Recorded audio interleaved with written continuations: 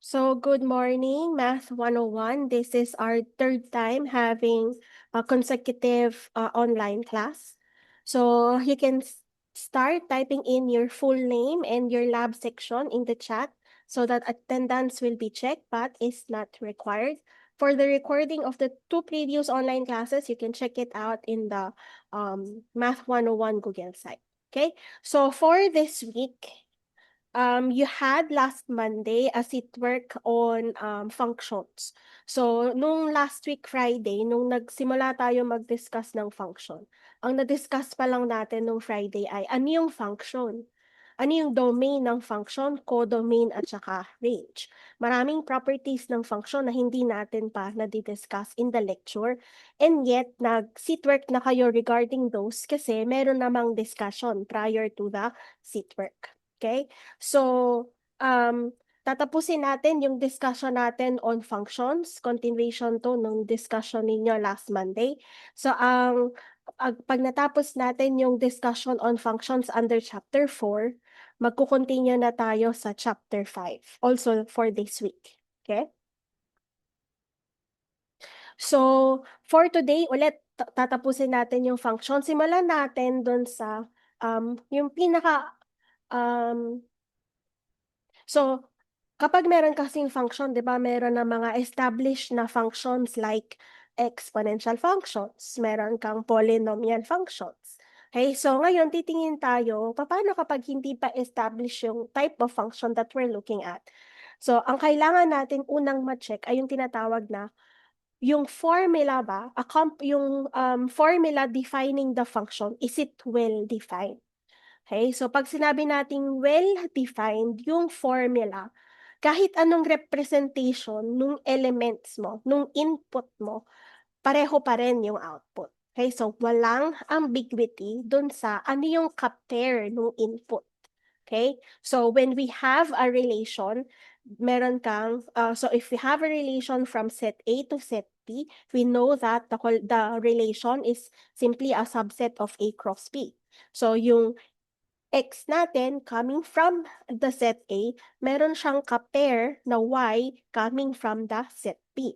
So pag sinabi nating well-defined yung ating correspondence or relation, walang ambiguity kung saan mo isi-send na Y si X. Saan mo imamap na Y si X.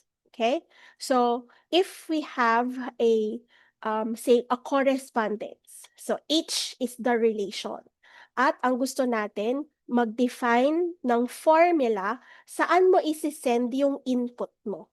So dito, we have two inputs, A and B. A and B are integers, okay? And then, B here must be non-zero. Ano yung output? Okay, o saan naka-pair si A at B? Si AB, i-pair natin siya kay A plus B. Okay, so if this is, okay, so if this is a correspondence from Q to Z, pang definition natin ng set Q, this is the set of all rational numbers. So if we have rational numbers, by definition, we have two integers, A and B non-zero, such that that rational number is expressed as A over B. Okay? So yung input natin ay A over B, yung defining formula natin ay kung saan naka-pair si A over B. So ulit dito ay naka-pair si A over B kay A plus B. So ang tanong, well-defined ba si Q? Wala bang ambiguity kung ano si A plus B? Okay? So, for example, we have the rational number 1/2. We know that 1/2 can also be represented as a quotient of the two integers 2 and 4. So si 1/2 at saka si 2 over 4 represent the same rational number. And yet, iba yung numerator nila, iba yung denominator nila. So ang point ko, different representation yan of the same rational number. Okay? So, saan nakamap si 1/2? Sabi dun sa defining formula, naka-pair siya kay 1 plus 2, which of course is 3. Samantala, si 2 over 4, naka-pair siya sa A over B, which This time, A is 2, B is 4. So 6. Nakamap si 2/4 kay 6. So in the relation H, we have the ordered pair 1/2, 3, and the ordered pair 2/4, 6. So, pareho lang si 1/2 at saka si 2/4 eh. So, may ambiguity kung saan mo talaga dapat i-map si 1/2. So, hindi ito well-defined. Okay? So, hindi ito function kasi may multiple elements ka from the set of integers that will be paired, that has been paired to the same, okay? To the same input, 1/2. Okay? So, ang point ng example na to, kung hindi pa well-established yung type of function o defining formula that you have to check first kung well-defined siya. Okay? So, here's an example of correspondence that is well-defined. Okay? So, walang ambiguity. Kahit ano pang representation yung gagawin mo for the rational number. So, dito, kung meron kang representation A/B of a rational number, so, it will be sent to this expression. Pero paano kapag meron kang ibang representation of the same rational number? So suppose C/D is just the same as A/B. Okay? So pag kukunin natin, so kung si A/B, so from here to here, that's just the definition of the defining formula. From here to here, meron tayong simplification. Okay? From here to here, ni-replace na natin yung representation of the rational number A/B, ginawa na nating C/D. From here to here, nag-add lang tayo ng 2 fractions. Okay? From here to here, it's just the defining formula. So ano ang effect? Kung meron ka mang different representation of the same rational number, so the defining formula, kung saan nakamap si A/B, it's just the same as where C/D is being mapped. So walang ambiguity kung saan mo isi-send yung rational number mo, regardless of how you represented that rational number. So because of that, we say that the correspondence is well-defined. Okay? Tanong so far sa pagiging well-defined? Oopsie. Hindi ko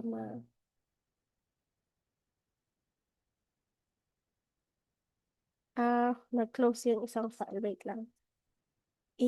Stop share ko lang sa dito.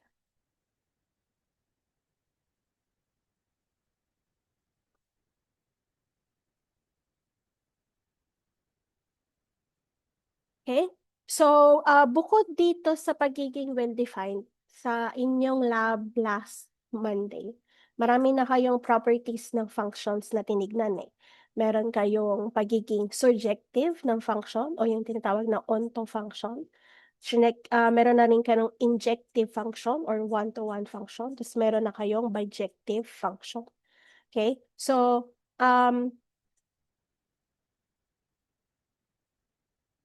tignan natin yung mga properties ng function na hindi na-cover last Monday. So, tignan natin yung property of inverse functions. So, inverse relations, you already know that from your class, lab class last week. Okay, so pag sinabi nating relation from X to Y, again, it's a subset of X cross Y.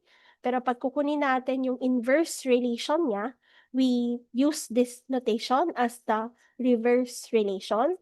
Pero this time, it's a relation from Y to X. So, ang tanong, paano kapag function na si F? Okay, so kung function na si F, as a relation, syempre meron siyang inverse relation. But a more interesting,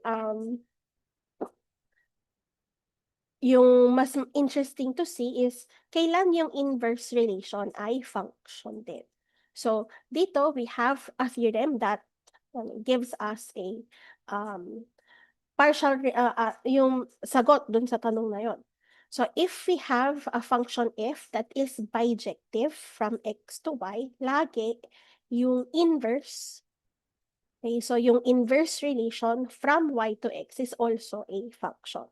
Okay, so sa Math 101 nyo and for the rest of your math courses, maraming kayo ma-encounter na functions. So ang i-cover natin sa Math 101 ay yung mga basic properties ng mga functions na ma-encounter ninyo.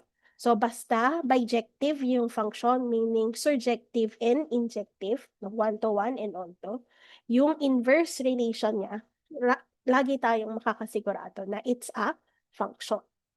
So, paano natin ipo-prove tong theorem na to? Ano ba yung definition ng function? Yun yung kailangan i-check. So, for the definition of function, so, yung pagiging relation nitong inverse, hindi na natin i-cover sa proof kasi na-cover na ninyo yon sa klase nyo last week. Okay, so ang kailangan na lang nating i-check ay ano yung domain ng inverse relation. Kapag meron kang two-ordered pair, may pagkakataon ba na uulit yung first coordinate. Okay, so dapat itong dalawa masatisfy ni F inverse para masigurado tayong function yan from y to x. Okay, so if ever we have this two-ordered pair, so as you can see, naulit yung first coordinate. Hindi mauulit yung first coordinate kapag si x sub 1 equal lang kay x sub 2. Sobrang hina. How about this? Mas rinig ba?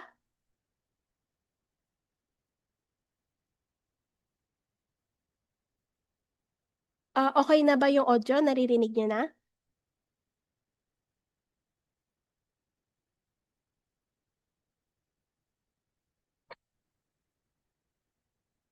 How about yung others? Pa-thumbs up kung okay na yung audio.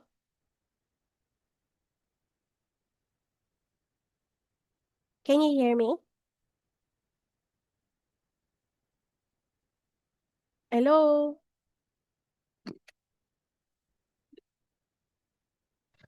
Yes po, ma'am. So, malinaw na ha? Tuloy na ako. So, dito sa theorem na to, ang kailangan natin ipakita ay itong dalawa. Okay? So, before natin ipakita itong dalawa, let's have a more stronger theorem.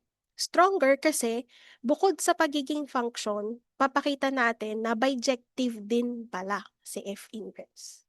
Okay? So same antecedent, meron tayong F, same assumption, F is a bijective function from X to Y, and it turns out yung F inverse, okay, it's more than just a function, it's a bijective function. Okay? So, para mapakita naman na bijective function yan, so una, dapat surjective, meaning the range of that function, it's the codomain. So, ito ay codomain X. Yung pangalawa, this time, kung may two ordered pairs ka, na parang umulit yung second coordinate. Okay, so x yung second, x din dito. So, actually, kung nag-coincide si y sub 1 at saka si y sub 2, okay, so hindi pa rin umulit yung second coordinate.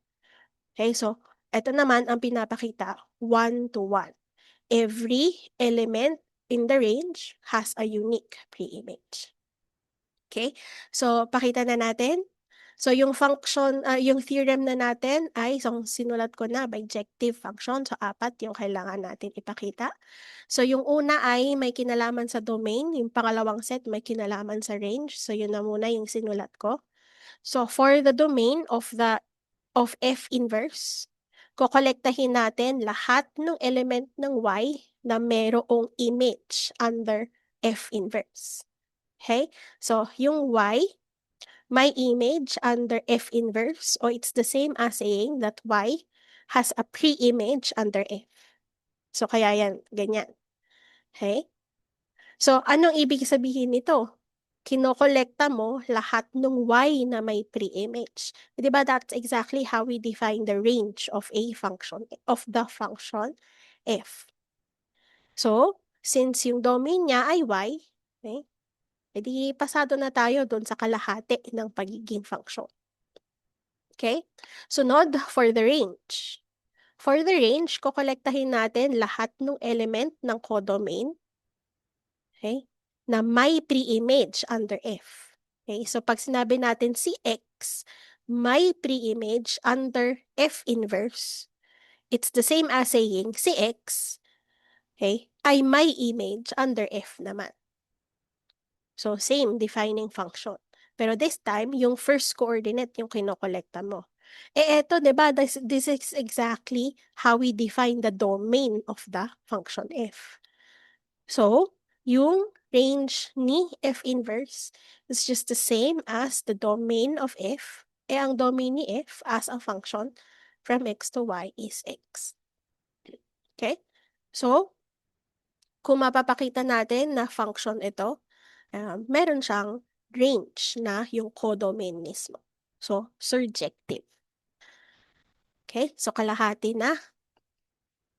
Yung dalawa na condition na next ipapakita natin ay kung meron kang ordered pair, ito yung dalawang ordered pair mo in F inverse, dapat si x sub 1 at saka si x sub 2 magko-coincide para masabi mo na no two ordered pair will have the same first coordinate. Okay? So, by assumption, kung nasa F inverse siya, pag pinag-swap mo yung first and second coordinates, you'll have two ordered pairs in F naman. So, by definition of F, si Y, itong Y, ay may pre-image na x sub 1 under F. Ito, na kay F, by definition, si Y ay may pre-image na x sub 2. Okay? So, meron na tayong si f of x sub 1 ay equal sa y, pero si y din ay equal sa f of x sub 2. Pero, ang sabi ng function, assumption natin, yung f mo is 1 to 1. Meaning, every element in the range has a unique pre-image. So, ito, element ng range. Ano ang pre-image? X sub 1. Ano ang pre-image? X sub 2. So, dapat equal lang yung dalawa para may unique pre-image si Y. Okay? So, from here, simulan ko, from here to here, definition lang yon ng inverse relation. From here to here, definition yon ng function. From here to here, dahil si F is injective by assumption. Okay? So, ano yung napala natin doon sa computation? Meron kang dalawang ordered pair na it seems umulit yung first coordinate. Pero since it turns out si x sub 1 at si x sub 2 equal lang, edi no two ordered pairs has the same first coordinate. So, together with this computation and with this computation, napakita na natin na function si f inverse. Okay? So, yung last na lang. So, para sa last, dapat no two ordered pair naman share the same second coordinate. So, yun ang gusto natin para sigurado tayo may unique pre-image. Okay? So, eto, ordered pair, i-assume natin in the F inverse. From here to here, definition lang yon ng inverse relation. Tapos, meron kang x. Under F, ang image niya ay y sub 1. Pero dito, meron kang x. Image niya under F, it's y sub 2. Pero function si F eh. So, dapat walang ambiguity kung saan mo imamap si x. And so, it must mean na si y sub 1 at saka si y sub 2 equal lamang. Okay? So, anong napala natin dito sa computation na to? Si x, iisa lang yung pre-image. Kasi si y sub 1 at saka si y sub 2, nagko-coincide lang eh. So, x has a unique pre-image showing that our F inverse is injective. Okay, so yun yung gusto natin sa injectivity. Isa lang ang pre-image. Okay? Tanong? Oopsie. So, apat na yun, napakita natin. Function, yung F inverse, relation, tapos onto kanina, injective naman ngayon. So, bijective nga, itong F inverse. Okay? Tanong? Wala. So, for those who came in late, make sure ita-type in nyo yung pangalan tsaka lab section sa chat for monitoring ng attendance. So, hindi required pero minomonitor pa rin namin kung sino yung naka-attend. So, this is the third online synchronous na sunod-sunod sa klase natin. Yung two previous na online class ay may recording at available yung recording through our Google site. So, bisitahin nyo na lang yung Google site. Okay. So, ang ginagawa natin ay tinitignan natin yung ibang mga basic properties ng function na hindi na-cover sa inyong lab class nung Monday. So, ang gusto ko pa tignan today ay yung sa composition. So, sa composition ng function, dapat meron kang two functions to begin with na appropriate dapat yung domains nila at saka yung codomains nila for the composition of function to be defined. Ang goal natin, from two original functions, come up with another function based from these two functions. So, ang isang paraan ay composition. So, meron kang G, circle F. So, in this notation, we read this as left to right. Right to left. Okay, so right to left. So si G circle F, from right to left, F muna yung function na pina-perform. Tapos G is the function that will be performed first. Meaning, kung meron kang domain for G circle F, ang tanong, ano yung domain for the first function? Okay? Kung meron kang codomain, ano yung codomain for the second function? So, since G circle F to, ang domain ni F ay X, ang codomain ni G ay Z, and so, G circle F is a relation from X cross Z.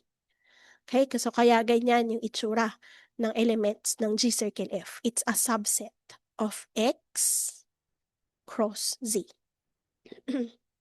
Okay, so para define ito, okay, so dito, pareho yung codomain ni F at saka yung domain ni G. Okay, kasi once meron kang output of an X under F, dapat yung output mo may kamap under G. So kaya dapat ito ay pareho. Okay, so paano magiging element itong ordered pair XZ in G circle F? So if there exists a Y in the set Y, so may element in set Y such that itong dalawang ordered pair ay nandun sa corresponding function. Okay, so from X to Y para kay F, from Y to Z para kay G. Okay, so dapat end yan ha. Masatisfy ni Y itong dalawang conditions na to para ordered pair XZ ay nakay G circle F. So, na-discuss nyo na to nung Monday kung ano yung composition ng function. Ang gusto ko tignan ay yung property ng G circle F. O nga pala, other notation for G circle F, the defining function o the defining formula rather for the function G circle F is this one. So, ano yung defining formula ulit? Sinasabi ng defining formula kung saan nakamap si X. So dito, si X, under G circle F function, siya ay nakamap sa G of F of X. So as you can see sa notation na to, very familiar sa inyo to, the function F will be performed first. Ano yung image ni X under F. Tapos once meron ka na nun, alam mo na nasa set Y yun. So ang tanong ngayon, saan nakamap si Y? Kukunin mo si G of Y. Okay? So, kaya, ang basa natin dito, sabi ko kanina, from right to left. G is perform first, and then F is perform first, and then G. Okay, so ano yung property na gusto ko i-cover for today of G circle F? So, with the appropriate domains and codomains of F and G, yung G circle F natin function from X to Z. So, yung pagiging relation ay very clear from the definition of G circle F. So, hindi na natin i-cover in the proof. So, for the proof, diretso tayo dun sa two conditions para maging function yung relation. So, una, domain. Pangalawa, kung may dalawang ordered pair, dapat hindi umuulit yung first coordinate. Okay? So, sa domain muna. Sa domain, ang gusto natin ay kolektahin lahat ng first coordinate na nag-appear kay G circle F. Okay? So, this is the definition of a domain. So, from here to here, gagamitin natin yung definition, kailan ba yung ordered pair na kay G circle F? Okay? So, ito ay na kay G circle F kung nag-e-exist yung ganitong Y. Okay? Kung nag-e-exist yung ganitong Y. Such that si XY na kay F, si YZ na kay G. Okay? So, from here, so itong part na to, sino lang ba may kinalaman kay X dito? Ang may kinalaman lang kay X dito ay yung first part. Although this is true, we can simplify this, we can drop this. Wala namang kinalaman si X dito. So, kukolektahin natin lahat ng X na may image under F. Okay, so ano yun? Lahat ng X na may image under F. So, domain yon ni F. So, from here to here, nag-simplify lang tayo. From here to here, definition ng domain ni F. So, ano ang domain ng G circle F? Ay X. So, pasado na tayo sa kalahati ng pagiging function. Okay, lahat ng element ni set X ay may image under G circle F. That's what we meant by the domain. Okay? So, for the other half of the definition of a function, dapat wala daw repeating na wala kang ordered pair na umulit yung first coordinate. Pero pag tinignan natin to, in its current form, di ba parang umulit yung first coordinate kasi pareho silang x. Ordered pair xy, ordered pair xz. So, ang kailangan natin ipakita, si y at saka si z, nagko-coincide lang or equal lang para masabi natin hindi umulit si first coordinate. Okay? So, how can we do that? Let's make use of the definition of G circle F. Kailan element itong dalawa ng G circle F? Kapag, excuse me, kapag meron kang T in Y, so for some T in Y, ito yung isang ordered pair for F, ito yung ordered pair sa G. Okay? Similarly, excuse me, meron kang W kay Y, so para naman yun sa pangalawa ha. So si XZ ay na kay G circle F kapag for some W in Y, meron kang ulit element ni F, element ni G. Okay? So tingnan natin yung ipag-pair natin itong mga to. So eto tignan natin, eto tignan natin. Bakit maganda tignan itong dalawa? Kasi in its current form, parang umulit, 'di ba, yung first coordinate. So you have two ordered pair, xt at saka xw. Pareho silang naka-f eh. And we know about f, it's a function. Meaning, wala dapat, hindi ambiguous kung saan mo isi-send si x. Sa iisa lang na element dapat siya naka-pair. So, ibig sabihin, yung t at saka si w dapat equal lang. Okay, so that's because f is a function. Sa isa lang ipi-pair si x. Okay? So, ano yung consequence nun dito? Ang consequence nun, si t, pwede mo nang palitan ng w. So, si wy ay na kay g. Okay? So, ito ay consequence ng pagiging equal ng T at W.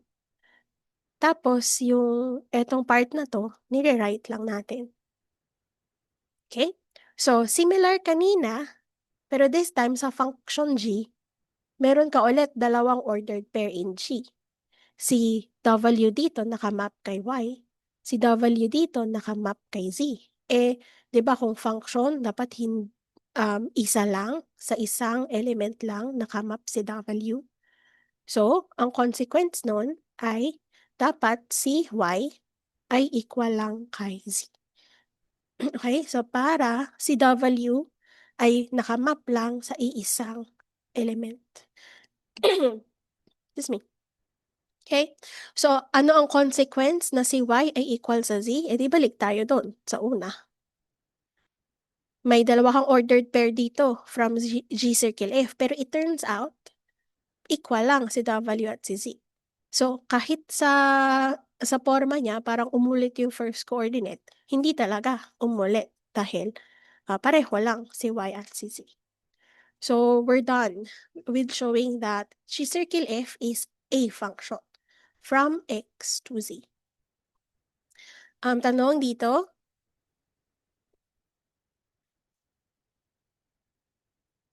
so marami pang ibang properties yung G circle F. Iiwan ko sa inyo as a reading assignment.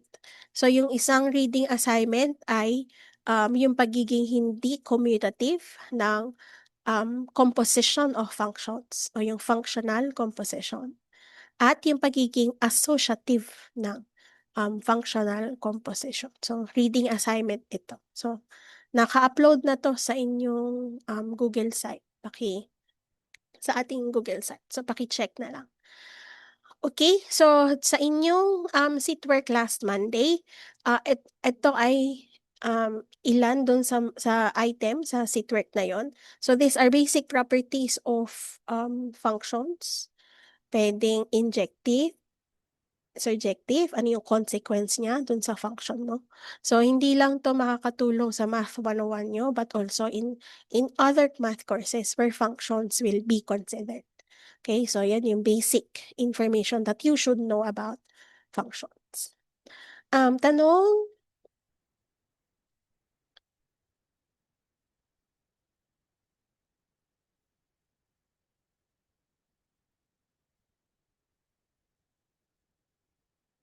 so yung ating schedule ay sa Monday, sa Monday, October 27, meron kayong exercise. So, in person yung exercise ninyo for all lab sections. Yung exercise na yon ay i-cover niya yung units 2 to 4. So, medyo mahaba yon. Unit 2 ay tungkol sa axiomatic system. Unit 3, axiomatic set theory. Unit 4 ay relations and functions. So, mahaba yung coverage ha. So, ma-maximize yung 3 hours nyo in your lab classes. So, in-person ito ha. So, make sure papasok kayo sa Monday. So, yung units 2 to 4, siya din yung coverage for the second long exam. So, updated na yung schedule sa Google site. The second long exam will be given on November 11. So, Tuesday yon. So, 5 to 7 p.m. Kung meron kayong conflict, pakisabi agad sa inyong lab instructors. Okay? Tanong.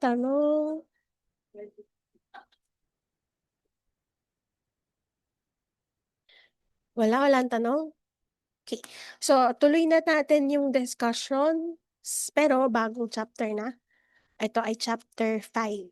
So, yung chapter 5, it's all about order relations. May nagtanong sa chat. Ano po ulit ang coverage ng exercise? Units 2 to 4. Okay, so yung exercise on Monday ay ang coverage ay units 2 to 4. Any more questions about the exercise on Monday? Wala na? So, in person yun ha.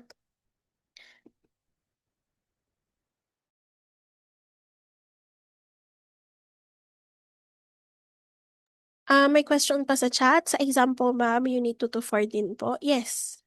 So, yung coverage na exercise next week, it's the same as the coverage of the second long exam. Any more questions before we proceed? So kung may maisip kayong tanong about exercise or coverage ng exam, pwede naman, dos nakalimutan nyo tanungin ngayon, mag-email lang either sa akin or sa lab instructors ninyo. Okay? So, tuloy na natin yung discussion. Itong topic na to ay topic natin hanggang next week. Okay? So, yung topic natin ay chapter 5, which is about order relations. So, yung discussion on order relation actually ay pahapyaw na natin nakita in the preview sections. So, if-formalize lang natin kung ano tong mga relations na to. Okay? So, when we say a relation is anti-symmetric, so ano na to, di ba? Pahapyaw nyo ng na-discuss last week sa inyong lab class. So, recall, quick review. If we have a relation row, so, anti-symmetric siya. So, isingit ko lang dito. So, it's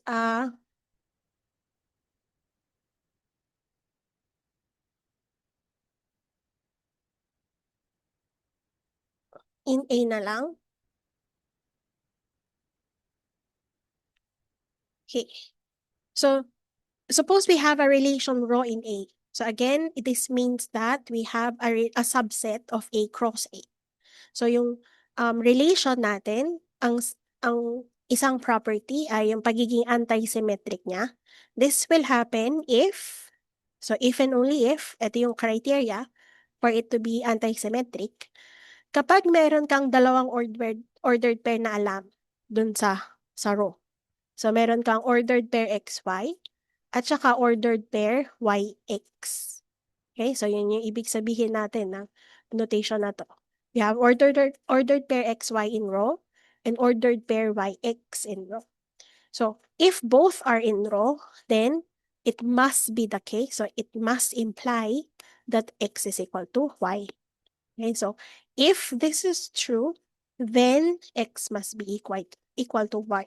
Okay, so yun yung defining criteria para maging anti-symmetric. So, for so maglilista ako dito ng relation. Ang tanong ay, sige. So, when is a relation row? First question, when is a relation row on a set not anti-symmetric? So, yung if then natin kanina, ininegate mo lang. Okay? So, ano yung if then natin kanina? Meron kang, ipin na lang natin to. Meron tayong Q implies R. So, ito yung R. So, paano mag-negate? Kailangan, so gawin muna natin equivalence using material implication. So, meron tayong not, P, and Q. So, dapat expert na kayo dito. Or R. By the way, gusto ko i-congratulate yung klase natin kasi majority of the students in our lecture class had a passing mark for the first long exam. So, hopefully tuloy-tuloy yon hanggang sa third long exam. Okay? So, from here to here, equivalent by material implication. And then by De Morgan's law, we'll have not P or not Q.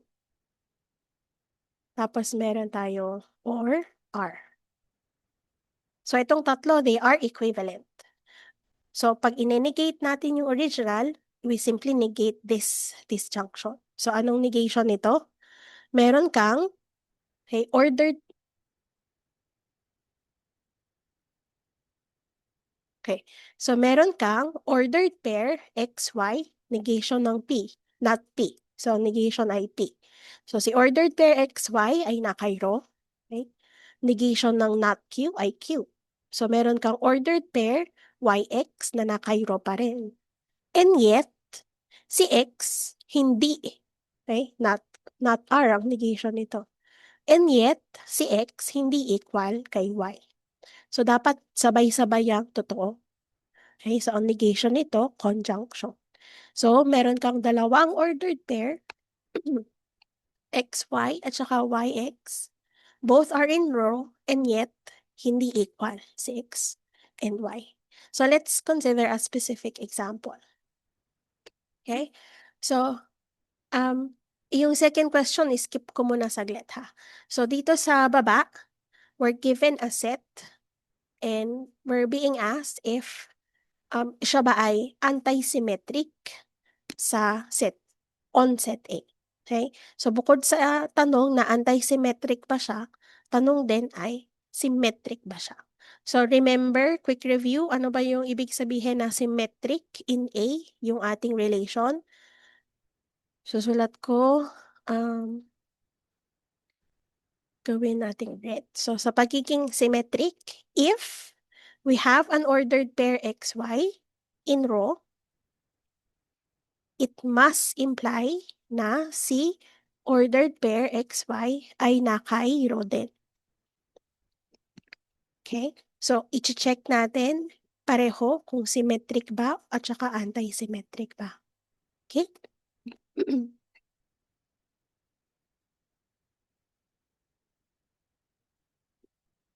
Paki-type in sa chat yung sagot ninyo. So, this is the relation row. It's clearly a subset of A cross A. So, relation siya. So, ang tanong na lang, symmetric ba, anti-symmetric ba? So, paki-type in sa chat. Hintayin natin.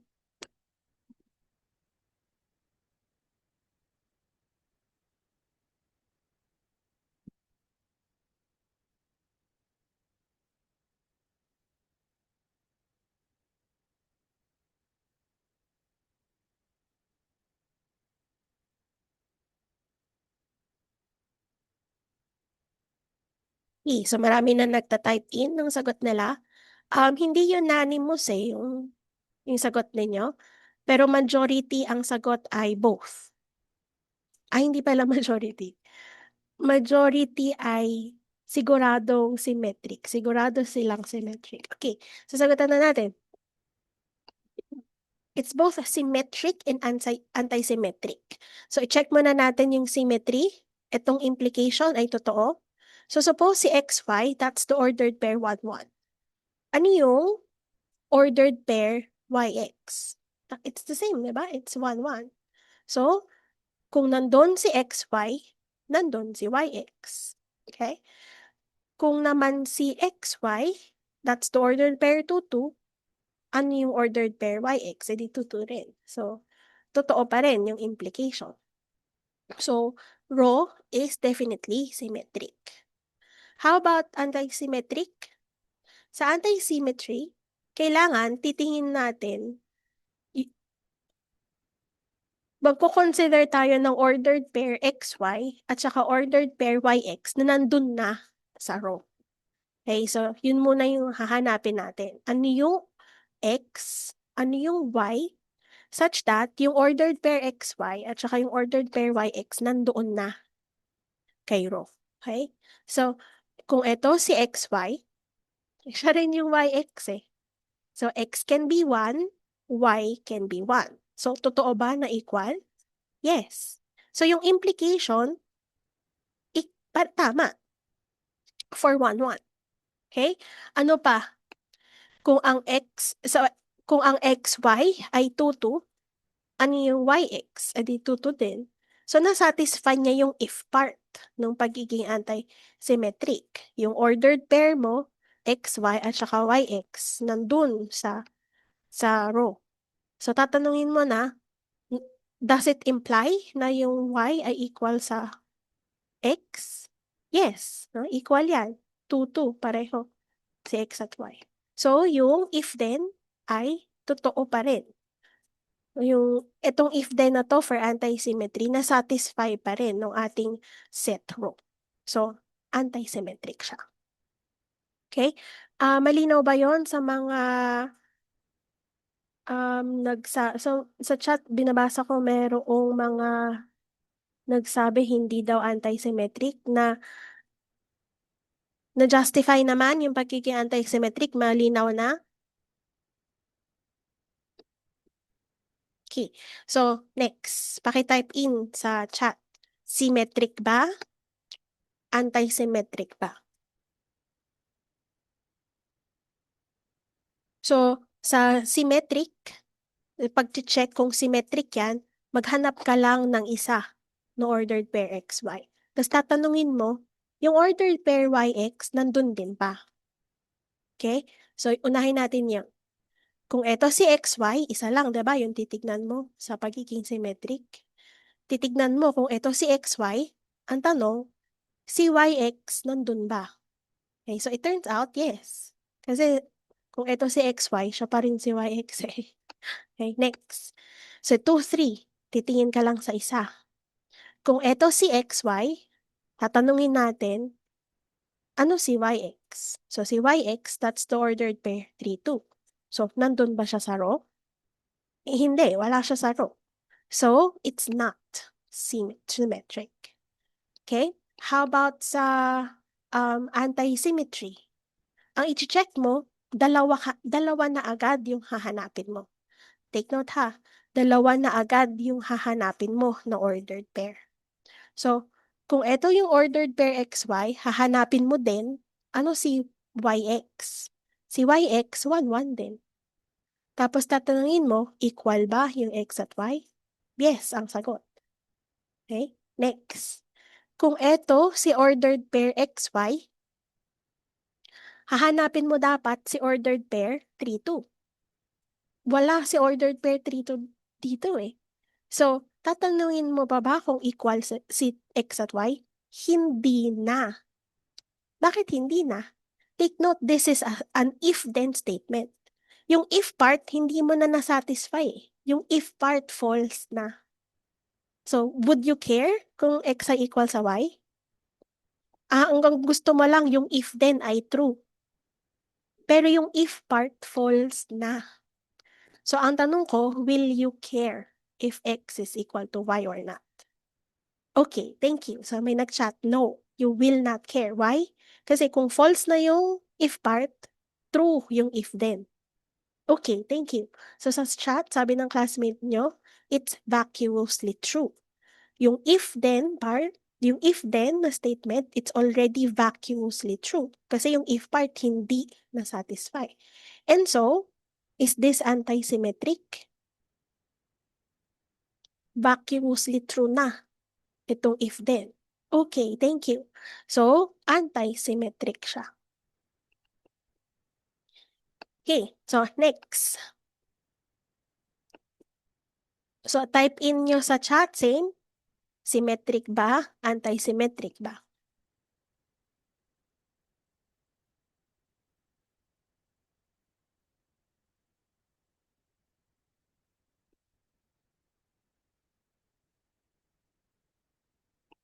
Okay, so marami na ang nag-chat. Hindi unanimous, pero majority ang sabi ay symmetric but not anti-symmetric. Okay. So it is symmetric. Bakit? Kasi whenever titingin ka ng isa, okay, so sa symmetry, titingin ka ng isa, tapos tatanungin mo, ito ba nandun? So kung ito si XY, ano si YX? 2, 1. Nandun ba? Yes. So it's symmetric. Pero it's not anti-symmetric. Why? Kasi sa anti-symmetry, ano yung hahanapin mo? Dalawang ordered pair na agad. So, kung ito si XY, ito si YX, nandun, di ba? So, yung if part, totoo. And yet, yung then part, hindi totoo. Yun yung sinabi natin kanina, di ba? Si 1, 2, nandun. Si 2, 1, nandun. And yet, hindi equal si 1 at si 2. And so, hindi siya anti-symmetric. Okay? Last na. Last na. This is the last. Ang same question, symmetric ba? Anti-symmetric ba? Paki-type in sa chat.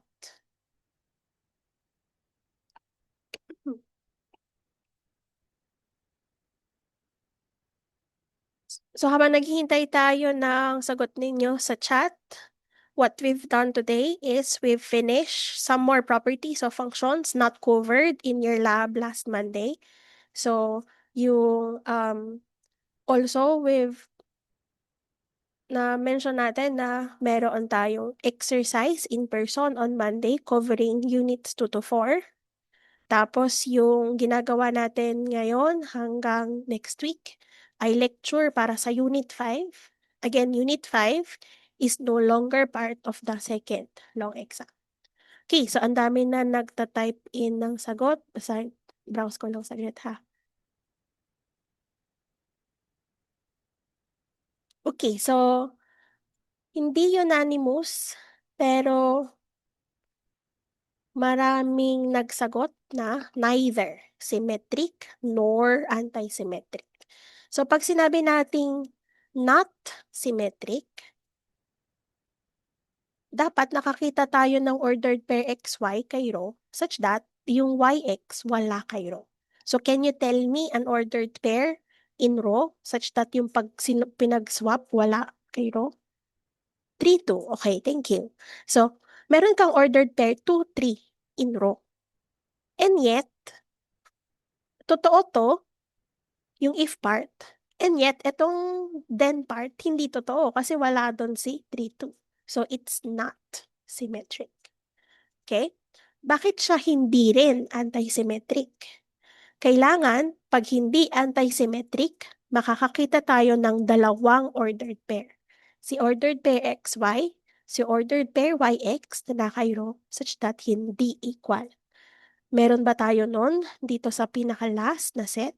Meron. That's the ordered pair 1, 2. Okay, that's XY. Ordered pair to 1, that's YX. And yet, hindi equal si 1 at si 2. So, hindi rin anti-symmetric. Okay? So, doon sa inyong seatwork last week, meron na kayong tanong about anti-symmetry. So, expect nyo in the exercise ay isasama natin to ha, yung anti-symmetric. Okay, may tanong sa chat. Pwede po pa ulit sa second example. Bakit po ulit naging anti-symmetric? Okay, so sa anti-symmetry, ang gusto natin ay etong if then, ito yung if part, ito yung then part. Gusto natin, pag true yung if then, anti-symmetric siya. Yun yung ibig sabihin ng definition. Pag false yung if then, false yung if then statement, then hindi siya anti-symmetric. Okay? So, ang tanong, ano yung truth value ng if then? So, sa 2, 3, for example, kung si X, Y, that's the ordered pair 2, 3, hahanapin mo din dapat yung ordered pair YX. Pero ano yung ordered pair YX? That's the ordered pair 3, 2. Wala si ordered pair 3, 2 kay row. So, yung if part, false na. Kasi, eto lang yung na kay row. Si YX, wala kay row. Conjunction to eh. So, in this conjunction is a false statement. Okay? So, yung if part, false na. So, ano yung if then? It will be vacuously true. Walang nag-satisfy. Okay? So, it's true and so it's anti-symmetric. Okay? Okay na tayo dun sa examples natin ng anti-symmetry. So, ang gagawin natin on Friday, again, we'll have an online synchronous class. Tapos, i-cover natin yung i-cover natin yung topic na partial ordering at saka total ordering. So, ang requirement for those two concept ay alam natin kung ano yung reflexive, anti-symmetric at saka transitive. Okay, so paki-review nung reflexivity at saka transitivity from our lecture last week. So, para hindi na tayo magre-review nitong dalawa. Diretso na tayo po partial ordering on Friday. Okay, so before you go, make sure naka-type in na yung pangalan, full name, lab section for attendance purposes. Okay? See you on Friday.